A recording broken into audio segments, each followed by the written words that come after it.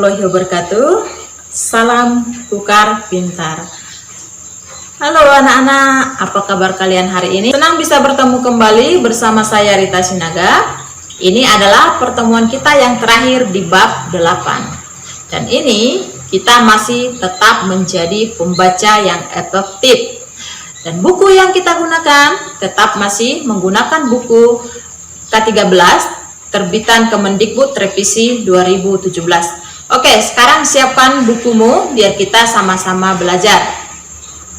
Hari ini tujuan pembelajaran kita adalah kamu mampu membuat komentar tentang buku fiksi dan buku non-fiksi. Pada pertemuan ketiga kita sudah mengetahui apa-apa saja yang perlu dipertanyakan untuk sebuah buku fiksi dan buku non-fiksi. Nah, sekarang tujuannya kita mampu membuat komentar untuk sebuah buku fiksi dan buku non-fiksi.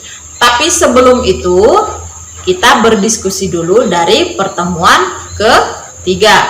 Pada pertemuan ketiga kita membahas tentang unsur-unsur apa saja yang dapat dikomentari dalam sebuah buku fiksi dan unsur-unsur apa saja yang dapat dikomentari dalam buku non-fiksi.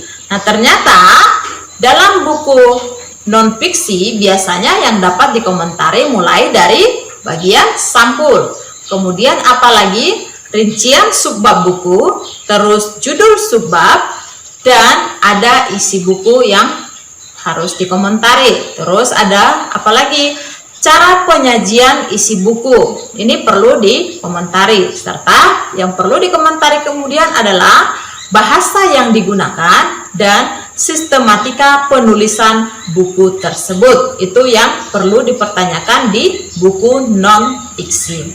Nah, sekarang unsur buku fiksi yang perlu dipertanyakan itu apa? Kalau untuk buku fiksi itu tetap masih menggunakan dari awal, yaitu sampul atau cover buku. Itu unsur yang perlu dikomentari. Kemudian ada rincian subbab buku dan judul subbab, dan selanjutnya adalah tokoh dan watak tokoh atau penokohan dalam buku tersebut serta tema cerita. Kemudian apalagi unsur yang perlu dikomentari adalah bahasa yang digunakan dalam buku tersebut serta alur yang digunakan dalam penulisan buku cerita tersebut. Nah, ini adalah unsur-unsur yang perlu dikomentari pada buku fiksi. Saya kira Anda masih ingat karena itu baru di pertemuan ketiga. Sekarang kita masuk ke tujuan pembelajaran kita, yaitu adalah Anda mampu membuat komentar pada sebuah buku fiksi dan buku non-fiksi. Baik, di sini ada penjelasannya. Kira-kira apa yang diberikan dalam komentar sebuah buku itu? Biasanya ada berupa pujian dan ada berupa kritikan. Misalnya, kita memulai dari tentang isi buku itu. Apakah isi dari sebuah buku itu diuraikan secara rinci dan terinci hingga mudah dipahami oleh si pembaca? Itu yang untuk tentang isi buku yang perlu dikomentari. Kemudian, apakah bahasa yang digunakan dalam buku tersebut sederhana dan penggunaan gaya yang populer? Misalnya kalau untuk sebuah buku kita harus mengikuti zaman untuk menulis sebuah buku. Kenapa? Karena untuk menarik minat si pembaca. Jadi kalau misalnya untuk sebuah buku cerita, anak-anak zaman sekarang untuk menarik minatnya untuk membaca tentu kita mengikuti gaya yang populer saat ini. Untuk gaya bahasanya. Kemudian apakah tampilan fisik dari buku itu menarik atau tidak? Misalnya warna dari buku itu, kalau misalnya ada gambar, apakah menarik untuk dilihat, terutama untuk sampulnya apakah sudah bagus begitu ya, sesuai dengan warna dan tema dari buku tersebut. Nah, ini perlu kita pertanyakan atau untuk tampilan fisik dari sebuah buku. Nah, kemudian untuk komentar pujian biasanya itu adalah kita, karena buku itu bisa menginspirasi seseorang atau mempengaruhi seseorang berubah ke arah yang lebih baik. Itu biasanya adalah komentar pujian untuk sebuah buku. Nah, kalau kekurangan biasanya ini penulis menggunakan istilah-istilah lokal yang tidak menjelaskan apa arti kata tersebut. Itu bisa menjadi salah satu contoh kekurangan dari sebuah buku. Tapi nanti Anda masih akan bukan hanya istilah-istilah lokal, banyak istilah-istilah, misalnya istilah luar yang tidak dijelaskan arti dari kata tersebut dalam sebuah buku.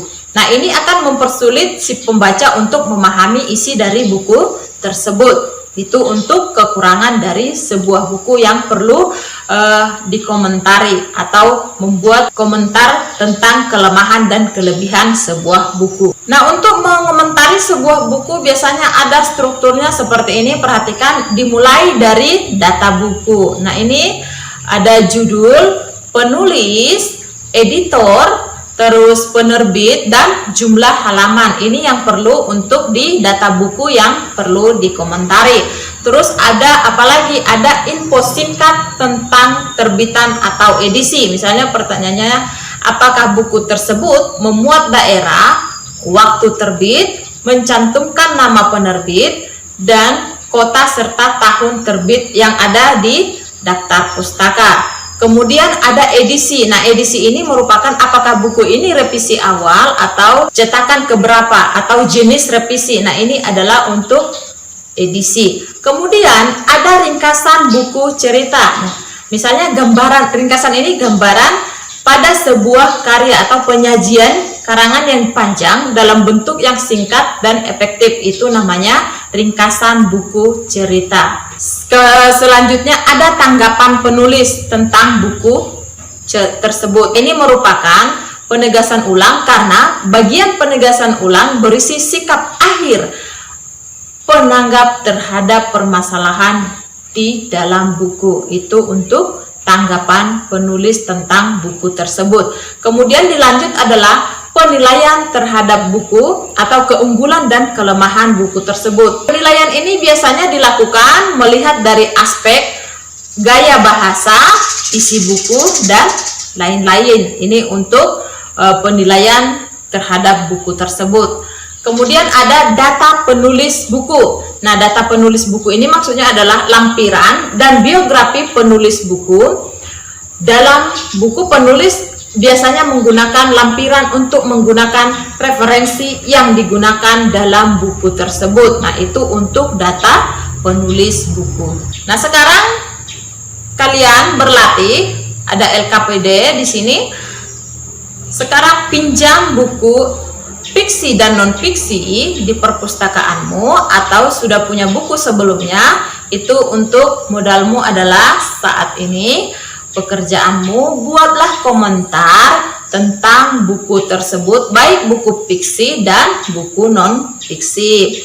Nah, untuk memandumu, lihat di bukumu halaman 289 sampai 290. Di sana sudah ada contoh untuk komentar sebuah buku. Kamu bisa melihat panduan tersebut untuk membantumu mengomentari sebuah buku. Paham ya anak-anakku ya? Baik anak-anak, sekarang adalah ini sudah pertemuan kita yang terakhir. Terima kasih atas kehadirannya. Saya akhiri. Wassalamualaikum warahmatullahi wabarakatuh. Semangat belajar.